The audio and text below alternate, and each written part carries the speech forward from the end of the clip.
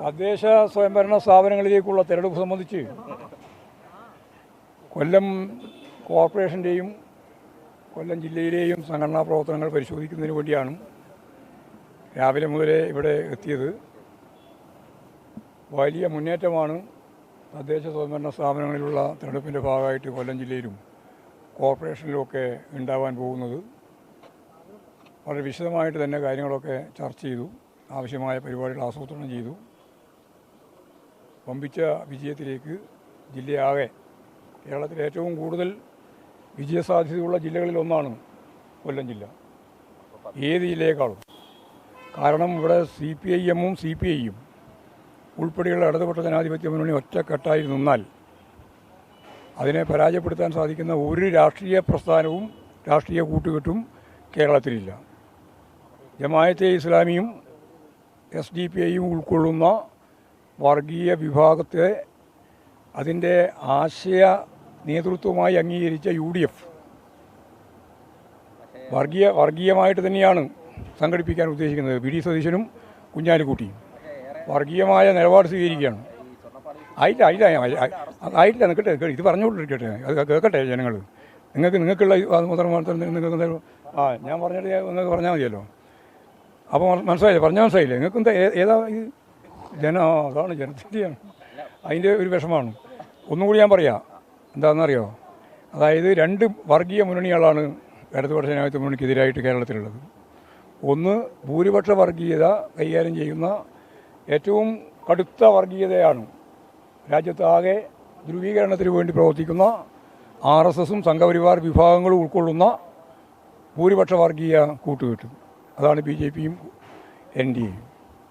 അതിൻ്റെ ഒപ്പം തന്നെ ജമാഅത്തെ ഇസ്ലാമിയെയും SDPI-യെയും ചേർത്തുകൊണ്ട് കേരളത്തിൽ മതനിരപേക്ഷതയ്ക്കായിട്ടുള്ള അതിശക്തിയായ വെല്ലുവിളി ഉയർത്തിക്കൊണ്ടിരിക്കുന്ന ഈ വിഭാഗം നേതൃത്വം നൽകുന്നതാണ് യഥാർത്ഥത്തിൽ ആശയതലത്തിൽ. അവരാണ് VD സതീശനും അതുപോലെ തന്നെ കുഞ്ഞാലിക്കുട്ടി ഉൾപ്പെടെയുള്ള എന്ന് പറഞ്ഞാൽ കോൺഗ്രസും ലീഗും. ഈ രണ്ടിനുമെതിരായിട്ടുള്ള മതനിരപേക്ഷ ഉള്ളടക്കത്തോടു കൂടിയുള്ള അതിശക്തിയായ രാഷ്ട്രീയ പോരാട്ടമാണ് കേരളത്തിലുടനീളം ഇടതുപക്ഷ ജനാധിപത്യ മുന്നണി മുന്നോട്ടേക്ക് കൊണ്ടുപോകുന്നത്. അതിന് പോറലേൽപ്പിക്കാൻ വേണ്ടി എന്ത് കള്ളപ്രചാരവേല നടത്തിയാലും ആര് വിചാരിച്ചാലും സാധിക്കുന്നതല്ല എന്ന കാര്യം ഞാൻ അസന്നിഗ്ധമായി ഈ സന്ദർഭത്തിൽ പ്രഖ്യാപിക്കുന്നു. ചോദിച്ചോ.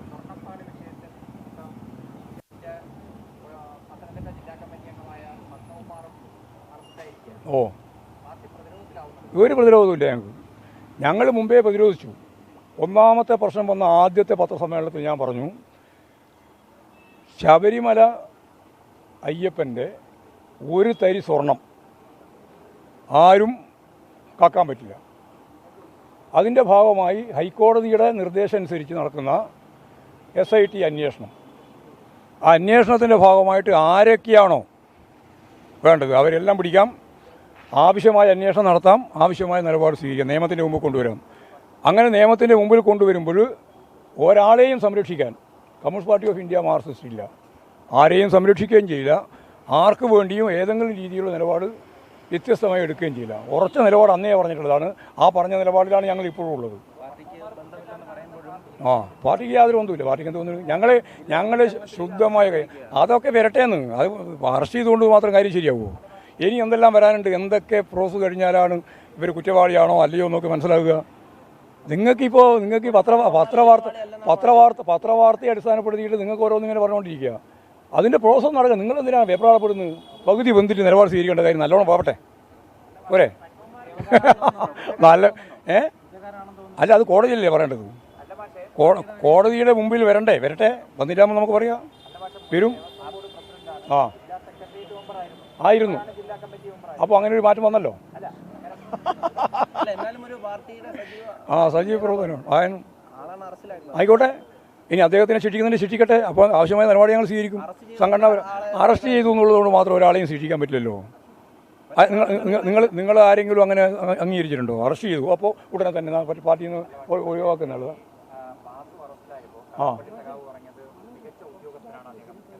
അതെ, ഞാൻ പാർട്ടിയുടെ നിലപാടാണ് ഞാൻ പറഞ്ഞത്. ഞാൻ അന്നും പറഞ്ഞു ഇന്നും പറഞ്ഞു. കടകംപള്ളി സുരേന്ദ്രൻ പറഞ്ഞതിന് ശേഷവും പറഞ്ഞു, പറഞ്ഞതിന് മുമ്പും പറഞ്ഞു, ഒരാളെയും പാർട്ടി സംരക്ഷിക്കുന്ന പ്രശ്നം ഉത്ഭവിക്കുന്നില്ല.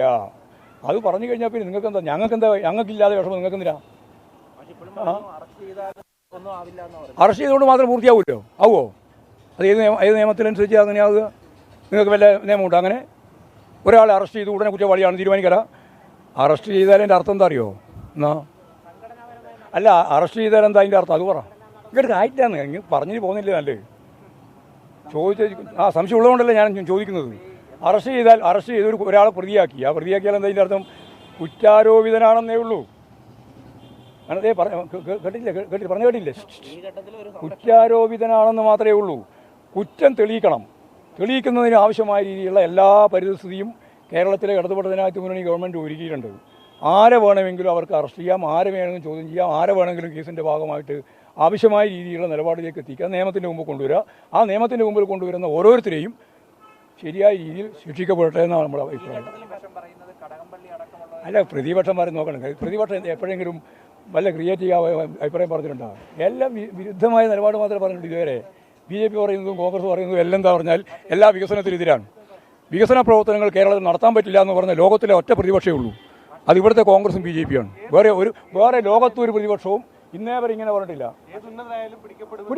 ആര് പിടിച്ചാലും ഒരാളെയും സംരക്ഷിക്കില്ല. സർക്കാരിൻ്റെ നയമാണ്, പാർട്ടിൻ്റെ നയം അതാണ്. പോരെ? ഇല്ല, നമ്മൾ ഓരോരുത്തരുടെ തൃപ്തി നോക്കിയിട്ടല്ലല്ലോ പോക്ക്. നമ്മൾ ഓരോരുത്തരും നമ്മളെ തൃപ്തി നോക്കിയിട്ടാണ് പോകുന്നത്. അവരവരുടേതായ രീതിയിൽ പോകുന്നുണ്ട്, പോയിക്കോട്ടെ. ഞങ്ങൾക്കത് യാതൊരു തർക്കമില്ല. ഞങ്ങൾ ആദ്യം പറഞ്ഞത് തന്നെ ഇപ്പോൾ ഉറപ്പിച്ച് പറയുന്നത്, ഒരാളെയും സംരക്ഷിക്കുന്ന ഒരു ഉത്തരവാദിത്വവും പാർട്ടിക്ക്. ഞങ്ങൾ കൈ ശുദ്ധമാണെന്ന്. ഞങ്ങൾ എന്തിനാണ് ഭയപ്പെടുന്നത്? ആർക്ക് വേണ്ടിയിട്ടാണ് ഭയപ്പെടേണ്ട കാര്യം? ഞങ്ങൾക്ക് എന്തിനാണ് ഭയം? അതുകൊണ്ട് നിലപാട് തിരിച്ചു പിടിക്കണം. ഒരു ഇഞ്ച് അല്ല, ഒരു ഇഞ്ച് പറയണ്ട, ഒരു തരി സ്വർണം പോലും നഷ്ടപ്പെടാൻ പാടില്ല. അത് ഉറപ്പായിട്ട് എനിക്കറിയാം നഷ്ടപ്പെടില്ല. പോരെ? അല്ല, ആരെങ്കിലും തള്ളി പറയുന്ന വല്ല കാര്യമുണ്ട് നമുക്ക്? എന്തിനാ തള്ളി പറയുന്നത്? ആരും തള്ളി പറയുന്ന കാര്യമില്ല. ഞങ്ങൾ തള്ളി പറഞ്ഞു. ആദ്യം മുതലേ തള്ളി പറഞ്ഞു എല്ലാവരെയും. ആരാണോ കുറ്റക്കാരായിട്ടുള്ളത് അവരെല്ലാം തള്ളി പറഞ്ഞു, മുമ്പേ തള്ളി പറഞ്ഞു. ഇനി പ്രത്യേകിച്ച് പറയേണ്ട കാര്യമില്ല. ഒരൊറ്റയാക്കില്ല. ശുദ്ധമാണ് ഇടതുപക്ഷ ജനാധിപത്യ മുന്നണിയുടെ CPM-ൻ്റെ കൈ. അതിൽ കളങ്കം ഉണ്ടാക്കാൻ ഒരാളെയും ചുമതലപ്പെടുത്തിയില്ല പാർട്ടി. ആർക്കെങ്കിലും കളങ്കം ഉണ്ടായിട്ടുണ്ടെങ്കിൽ കളങ്കമുള്ള ഒരാളെയും പാർട്ടി സംരക്ഷിക്കില്ല. ഇത്രയും മതി.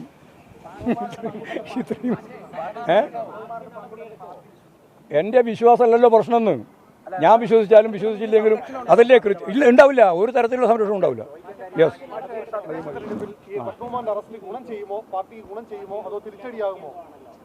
നിങ്ങളെല്ലാം ആഗ്രഹിക്കുന്നത് തിരിച്ചടിയാവും എന്ന് വിചാരിച്ചിട്ടില്ലേ? അതാ പറഞ്ഞുകൊണ്ടിരിക്കുന്നത്. അപ്പോൾ നിങ്ങൾ വേറെന്തോ ശ്രദ്ധിച്ചില്ല? അതാ ഞാൻ പറയുന്നത്. പത്മകുമാറിൻ്റെ അറസ്റ്റ് ഉൾപ്പെടെയുള്ള എല്ലാ കാര്യങ്ങളും കേരളം ചർച്ച ചെയ്യും. പോരെ? ഒരു തിരിച്ചടിയും പാർട്ടിക്കാവില്ല. കാരണം പാർട്ടിയുടെ കൈ ശുദ്ധമാണ് എന്ന് ജനങ്ങൾക്കെല്ലാം അറിയാം. നേരെ മറിച്ച് വികസന പ്രവർത്തനത്തെ മുഴുവൻ തുരങ്കം വെക്കുന്ന UDF-നും BJP-ക്കും എതിരായിട്ട് കേരളത്തിലെ ജനങ്ങൾ കൃത്യമായിട്ട് വിധി എഴുതും. അതും ഞങ്ങൾക്ക് നല്ല ധാരണയുണ്ട്.